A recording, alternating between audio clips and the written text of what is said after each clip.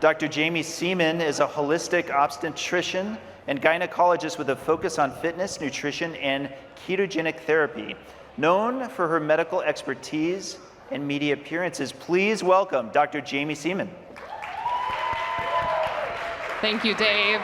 You guys, one round of applause for Dave because I found out he's resistance training. I'm so proud of you. Next year, he's going to be just like totally jacked. I know. Well, thanks for having me. It's really good to be here. For those of you that don't know me, Dr. Jaime Seeman, if you want to follow me on Instagram, at @DrFitandFabulous. I'm a gynecologist. I didn't know we could tell jokes up here. Dave didn't tell me that. So I guess as a little icebreaker, since we're back from break, do you guys know what a deaf gynecologist does? They read lips. I only get to say that because I'm a gynecologist, so don't use that one in the bar, okay? All right. Okay. All right, that's going backwards. Okay. A little bit about me, if you don't know my background, long before I became an OBGYN, I grew up in Nebraska, and, you know, standard American diet. I was an athlete, so I got away with eating the standard American diet for a really long time. But I went to medical school where I met my wonderful husband. He's here in the crowd somewhere today. Hey, babe. And we went to medical school, we got married, we had 3 children, but when I made this transition from college to medical school, it was the first time in my life where I went from being extremely active to suddenly being very sedentary. Now, I got my degree in nutrition and exercise science, and then I went to medical school. And so here I am, the first time in my life, struggling with my weight, struggling with my health. I'm having these pregnancies, I'm failing my glucose testing. And fast forward to the end of my training, and having 3 small children, I was diagnosed with prediabetes, and I was hypothyroid. I was on medication for that. And this picture here on the left was actually only, gosh, I don't know, only 5, 6, 7 years ago maybe now. And maybe you can't see it, but I mean, I was very inflamed, I was tired, I just didn't feel like an awesome human. And I thought that's just what life is like when you're a doctor and your husband is a police officer and he's working nights and you have 3 small children. So I kind of went on this personal mission back in 2015, 2016 to figure out my own health, because I felt like as a health practitioner with a medical degree and a nutrition degree and an exercise science training, that I would know the perfect diet and the perfect way to train and exercise to prevent disease. And I didn't. So I went on a path to figure it out, and I can tell you now that I'm the best health I've ever been in my entire life. My hemoglobin A1C is 5.0. I no longer take thyroid medication. I'm back in the gym training and lifting weights. We're gonna get Dave like deadlifting here soon. So today's story is lessons from a gynecologist, because never in my life did I think as an OBGYN that I would be standing here on the stage talking about metabolic health. So I'm going to tell you a story. Dave wanted me to tell you a story today. Okay, I can't figure out the up or down button, so who was up here earlier who couldn't figure it out? Okay. Patient story time. This patient is 70 years old. She was born in 1954. And she went to college, and then she went to nursing school. She was a nurse. That was her career. A little bit about her family history. Her mother was a smoker and had pretty significant cardiovascular disease. Other than that, there really wasn't a lot of health issues in her family. Her father died at age 52 of leukemia. She smoked in college, in the 70s. That was kind of a popular thing. And then when she went to nursing school, she was telling me this story about how the nurses used to sit at the ICU desk and smoke cigarettes. And they would wait for the attending physician to come round on the patients. And the way that they knew that the attending physician was coming to rounds is they could see his pipe smoke coming down the hallway. I mean, this just blows my mind because, I didn't practice back then, but she's telling me this story, and I was quite fascinated by, what we know now. But she only smoked for a couple years until she decided to have children, and so she stopped cold turkey when she got pregnant. So in midlife, she was actually quite healthy. She did, what did they call it, like jazzercise for a little while, and she was just kind of eating a normal diet, but when she would go to her annual exams, they would tell her she had elevated LDL cholesterol. So in the early 1990s, when statins became a really hot thing, she was started on statin therapy. That was really the only medication on her med list at the time. And she was told to eat a low-fat diet, that fat caused heart disease. So when I talked to her about what her diet was like back then, she used to order like bean burritos at Taco Bell, or she would eat pretzels or hot tamales because those are low fat. And she would eat mostly chicken, but occasional beef, maybe some fish. So she really struggled with her weight most of her life. She really struggled with obesity. I'm not sure what her highest weight was, or her BMI, or her body fat, but she was, she described to me that she was generally overweight most of her life after she had children. Now, she had had some success with the Atkins diet when the Atkins diet became very popular. And at one point, she really committed to the Atkins diet. She went on a very calorically restricted Atkins diet, was doing some treadmill walking, and she was able to lose 100 pounds. So that was the most success she had ever seen in her life when it came to her health. And she really only does cardio when she's trying to lose weight. Other than that, she's not a regular exerciser. In her 40s, she ended up having a hysterectomy for problems with her pap smears, which is completely unrelated to her cardiovascular health, but I'm a gynecologist, so I just put that in there for you. Because of her hysterectomy, though, she's not sure when she went through menopause. She really didn't have a lot of symptoms, and at that time, her doctors never offered her hormone replacement therapy, or medical hormone replacement is what we're calling it now.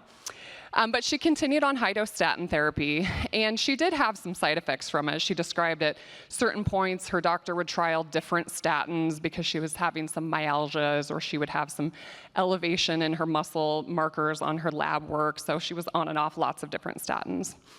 Then in her late 60s, she was diagnosed with prediabetes.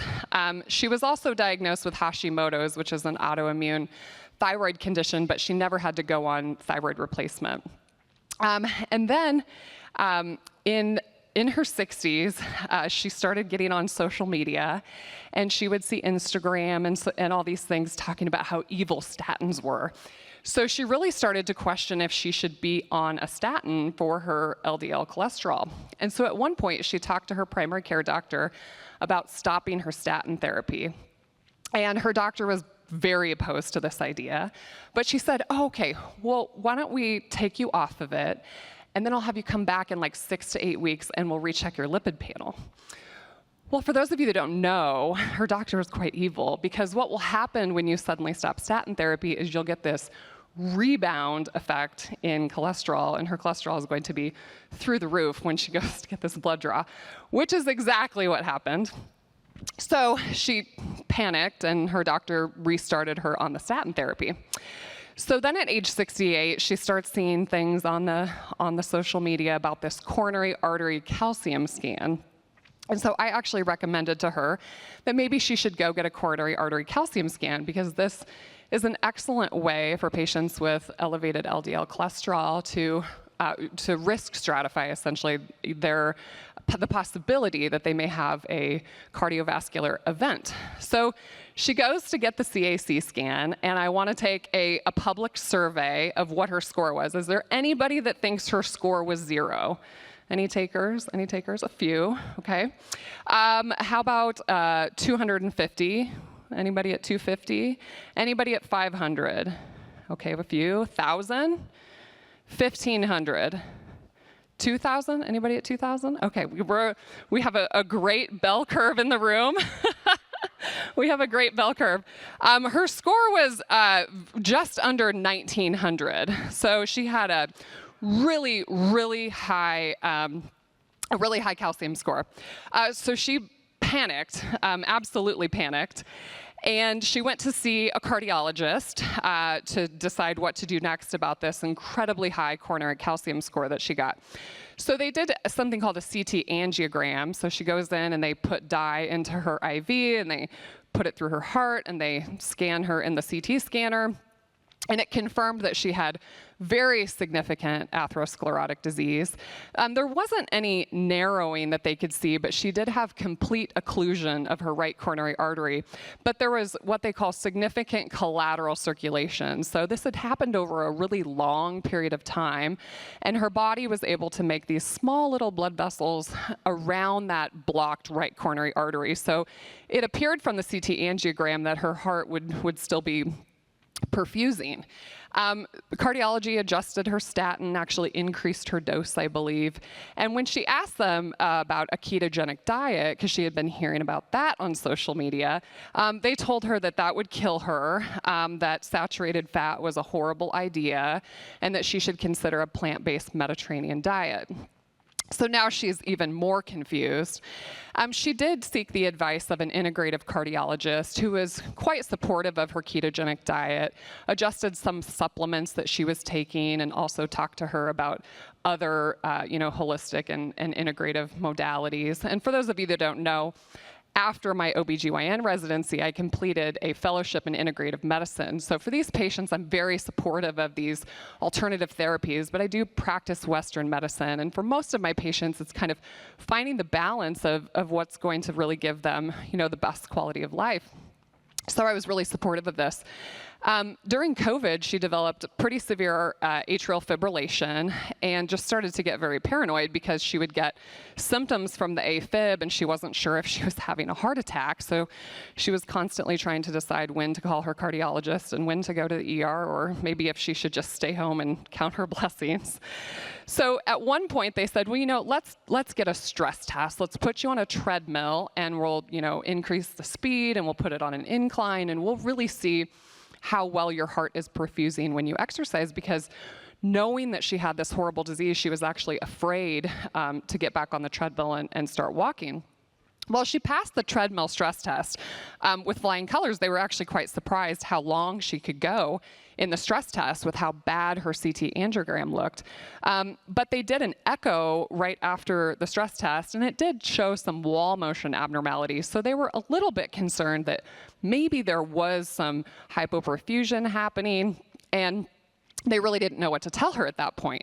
And so they said, what will break the tie in this situation is to perform a heart cath. So now they're going to take her to the cath lab, not emergently, but in the near future. And they would actually, it's a more invasive test than a CT angiogram, but they would be able to actually look at these arteries in her heart and figure out if there really was some narrowing that maybe required a stent or maybe required open heart bypass grafting.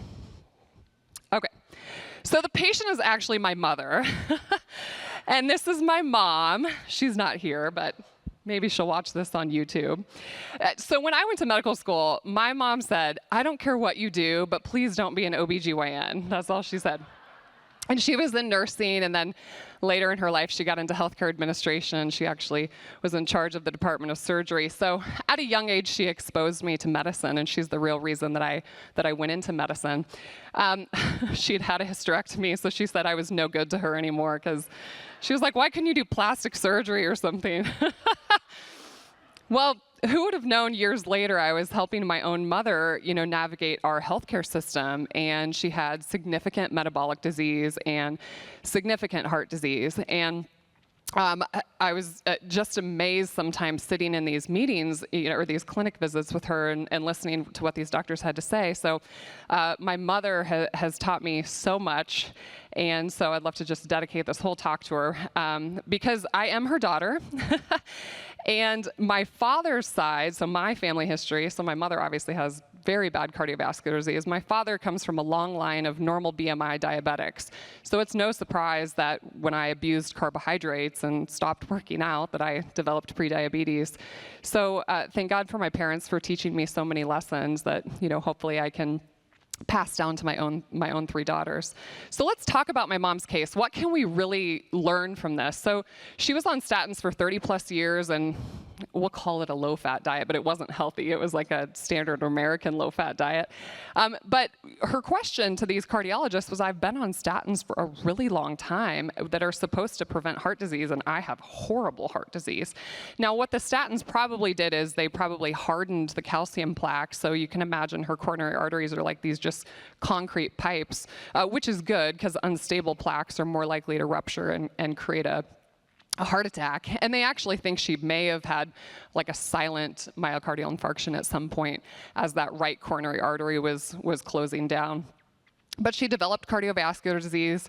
Despite statin therapy, she developed prediabetes, probably a combination of lifestyle and actually statin therapy, and mitochondrial dysfunction.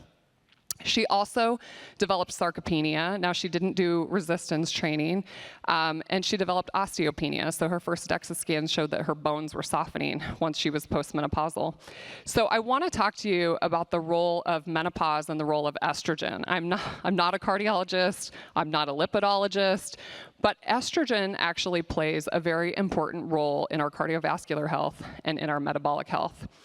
So I want to define for you in really simple terms what estrogen does in the body. Now, most people think of estrogen as a female hormone, but men have estrogen too, and estrogen is very important to men. And in both men and women, we make our estrogen actually from an androgen called testosterone. So, for men who have low testosterone, they don't get as much estrogen and they don't get as much protection to the cardiovascular system. So in the pancreas, when we have estrogen, it actually improves our fasting insulin levels. It's quite amazing, actually, where estrogen receptors are found in the body. They're even in the inner ear. I mean, that's how, disseminated estrogen receptors are in our bodies. But they improve glucose-stimulated insulin secretion. So each one of these points, I'm going to tell you what happens when you don't have estrogen. So as women lose estrogen when they go through menopause or they're in perimenopause, we start to see an elevation in fasting insulin and glucose levels and an increased risk of diabetes. In the liver, kind of the same thing. It works in tandem with the pancreas. It helps modulate gluconeogenesis and improves our hepatic insulin response and reduces hepatic insulin degradation. So in working with the pancreas, once again, more insulin resistance, higher glucose levels. And that, of course, has downstream effects, more visceral fat, and lots of metabolic disease.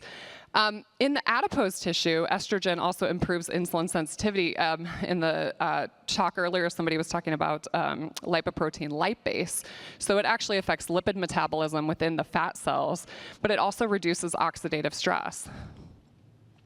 In our skeletal muscle, estrogen improves insulin-stimulated glucose absorption, and it actually is anti-catabolic. So it's not an anabolic hormone as much as testosterone is, but estrogen is what I call anti-catabolic and is good at protecting the lean body mass. So for somebody like my mom, once she goes through menopause and she loses that estrogen production, her rate of sarcopenia the risk of sarcopenia really starts to increase if she's not strategic in dietary protein and resistance training to help maintain that lean body mass. Because the reason I'm such a fan of resistance training, Dave, is that if you're like me and you're a former pre-diabetic who likes eating some carbs, maybe I want to be on a low-carb diet instead of a completely ketogenic diet, muscle is one of the greatest disposal agents of glucose.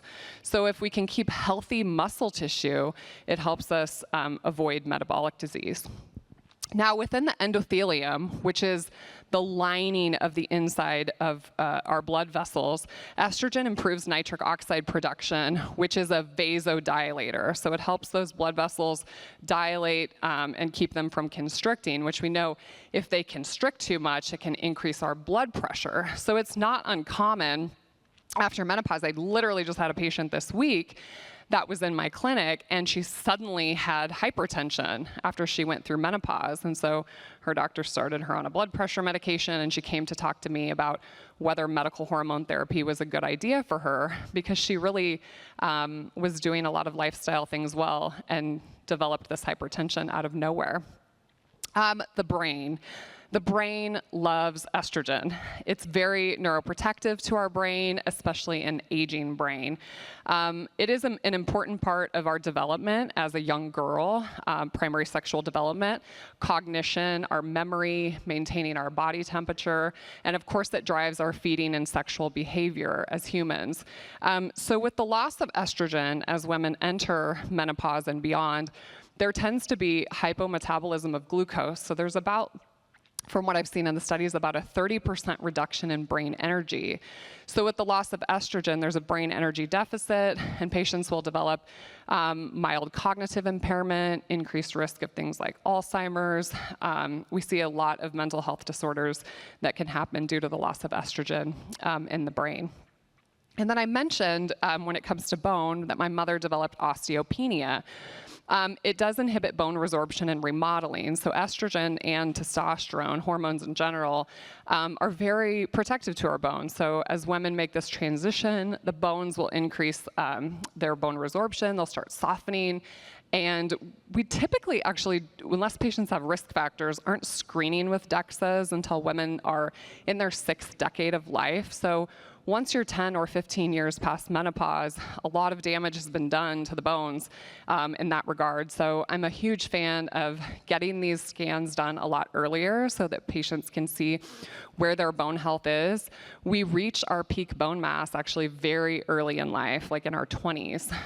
So we have to be really cognizant of this, because as we get old and we become sarcopenic and we become really frail and we increase our risk of tripping or falling, if you break your hip after the age of 60, your risk of being dead in 1 year is like extremely high. So there's a lot of things that we're going to get taken out by in this world, and falling and breaking a hip should not be one of them. So we have to pay attention to our bone health. So I want to go back to this idea that the loss of estrogen causes mitochondrial dysfunction. So pretty recent studies, this one was from 2008, show that estrogen regulates the structure and function of our mitochondria. So they actually increase the expression of respiratory complexes within the mitochondria. They change antioxidants within the mitochondria. And they have anti-apoptotic factors that impact the structure and function. So essentially, they help keep our mitochondria around and functioning how they're supposed to. And they do this by changing gene transcription that happens when the alpha estrogen receptor gets stimulated. And there's a cute picture of a mitochondria at the bottom. Okay, so hormone replacement therapy. There are so many metabolic disturbances that happen with the loss of estrogen. And one thing that happens, like I said earlier, is insulin resistance. And there is a significant risk of metabolic syndrome when patients go through menopause. We know that estrogen is essentially anti-inflammatory. So there is a relationship between the insulin resistance that develops and kind of a low-grade inflammatory state. So I am a huge fan of estrogen replacement. Now, in the current guidelines put out by the North American Menopause Society and the American College of OBGYNs, estrogen therapy is not an FDA-approved therapy for prevention of cardiovascular disease and prevention of diabetes. But in the studies, the patients that take estrogen have less cardiovascular disease, less diabetes, less osteoporosis, less colorectal cancer, and in the estrogen-only arms actually had less breast cancer, which is the most common cancer that gets brought up when we talk about hormone replacement therapy. So estrogen has an extremely important role. Now, for many, many, many years, my mother, when she was becoming menopausal, there were some large trials that came out that scared a lot of practitioners and a lot of patients away from use of hormone therapy. And we're really starting to see the pendulum swing now in the other direction. Menopause is kind of getting its limelight right now. Women in this room will live more than 40% of their life post-menopausally. That's like darn near half. So, you know, what used to happen is the lifespan wasn't very long and we didn't live a lot past menopause, so nobody wanted to talk about like longevity and aging. But because cardiovascular disease is the #1 killer of women, we have to understand the role that estrogen plays in our metabolic health. And I'm a huge fan of hormone replacement therapy, and it's hard for me to know if my mom maybe would have been offered that if her CAC score wouldn't have been 1900. It's hard to know. Okay, I'll probably have like 5 minutes for questions if you guys are coming up with those in your brain. But this is my next case report. So my husband is here. He's down here. Hi. Dave already knows this story. It'll be a whole presentation hopefully one day. But 5-6 years ago, my husband and I, this was actually before my mom got her coronary calcium, we decided to go get coronary calcium scans. We were in our late 30s. And of course, I thought that they would both come back with a score of 0. We were young, we were pretty healthy. My score was 0, and his was not 0. It was like 186, is that right? So we both kind of panicked, to be honest, because we thought it would be 0, and it wasn't. Now, his grandfather dropped dead of a heart attack when he was in his 50s, so there certainly could be a risk, a familial risk there. And he didn't eat the greatest diet growing up, but at this point in our life, we were exercising, we were working out, and his lipid panel was beautiful. His labs, everything, he's beautiful, but his labs look great too. So, of course, what was recommended to us is that he start a statin, that he start aspirin therapy, and that he eat a low-fat diet. Like Corinne did earlier, we kind of doubled down, and we just said we're going to stick to our ketogenic diet. At the time, it was actually very meat-based, lots of butter, lots of saturated fat, everything they told us not to do. And from talking to experts in the space, they said, well, the rate of progression is what's important. So repeat the scan in 5 years. So we anxiously waited 5 years. And he went to get the scan repeated, and we were both really nervous when he went to get the second scan. He actually went to a different hospital to get the second scan, so this complicates the story, but his CACs came back at 0. So then we're like, well, this is interesting. Like, did you reverse your coronary calcium, or was the first scan wrong? Like, we're really confused. So then we sent him back to the hospital to get a CT angiogram, because if we did reverse his calcium score to 0, the question would be is how much soft plaque is there. Maybe we just pulled the calcium out and there's a bunch of soft atheromas in his vessels. So he went and did the CT angio, and his arteries were crystal clear, which was very reassuring to us. So we're currently having people look at his original scan to see if it's real, because if it's real, then it'll be the next case report here at the Citizen Science Foundation meeting. The only thing he added besides the ketogenic diet was vitamin D3 and K2. That was the only supplement that he added. But we did start to do probably more magnesium in our diet. He did some sauna therapy and all the weird things us biohacker people do. So time will tell, but hopefully that'll be the next story I tell you guys. So, okay, we have 3 minutes and 20 seconds for questions, if anybody has questions.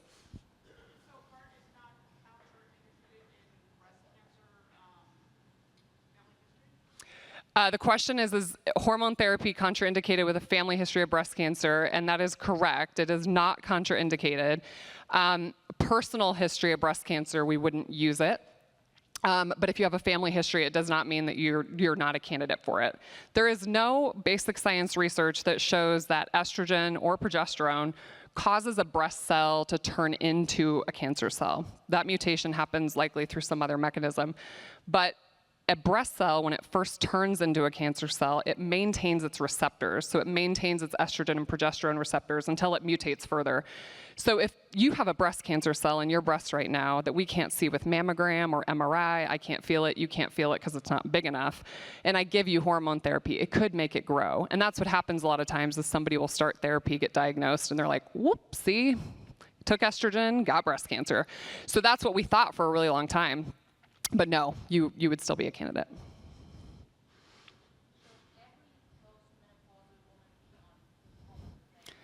Should every postmenopausal patient be on hormone therapy? The vast majority of patients who are within 10 years of menopause, the pros likely outweigh the cons.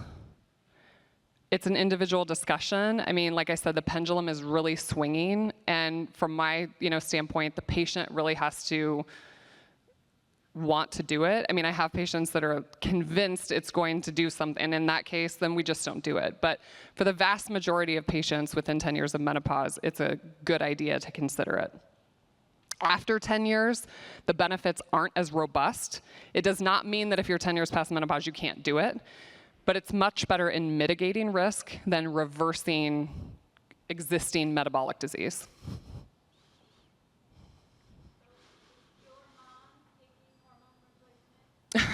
Is my mom taking hormone replacement? So, of course, she was very late to the game.